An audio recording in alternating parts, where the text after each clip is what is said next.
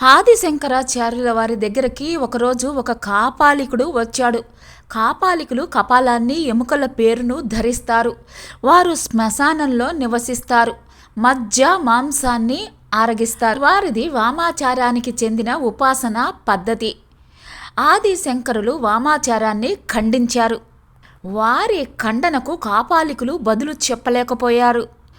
ఆదిశంకరుల ఖండనం ముందు వారు నిలవలేకపోయారు.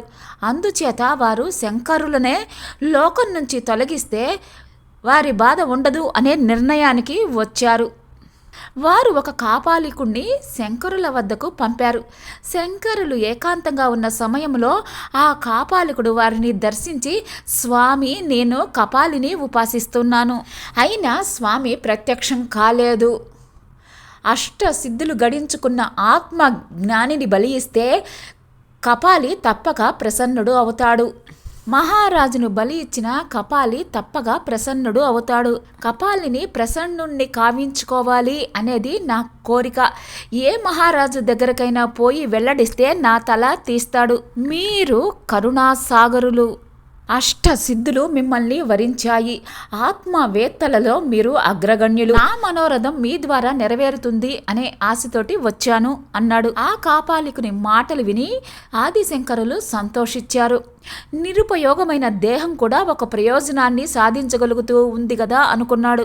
నీ కోరిక నేను తీరుస్తాను, కానీ ఈ విషయాన్ని నా శిష్యులకు తెలియజేయవద్దు. వారికి తెలిస్తే నీకేదైనా కష్టాన్ని కలిగిస్తారు. నేను ఏకాంతంగా కూర్చొని ధ్యానం చేసుకుంటూ ఉంటాను. ఆ సమయంలో నీ కార్యం చేసుకో అన్నాడు. ఒకరోజు ఆదిశంకరుల వారు ఏకాంతంగా ఉన్నారు. శిష్యులంతా ఎవరి పనుల మీద వారు ఉన్నారు. ఆచార్యుల వద్ద ఒక్కరు కూడా లేరు. ఇది తగిన సమయం అని కాపాలికుడు భావించాడు.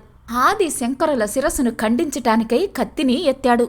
సరిగ్గా అదే సమయానికి పద్మపాదుల వారు ఎక్కడి నుంచో హఠాత్తుగా వచ్చారు. హాహాహా అనే వికటాట్టహాసం శంకరులకు వినిపించింది.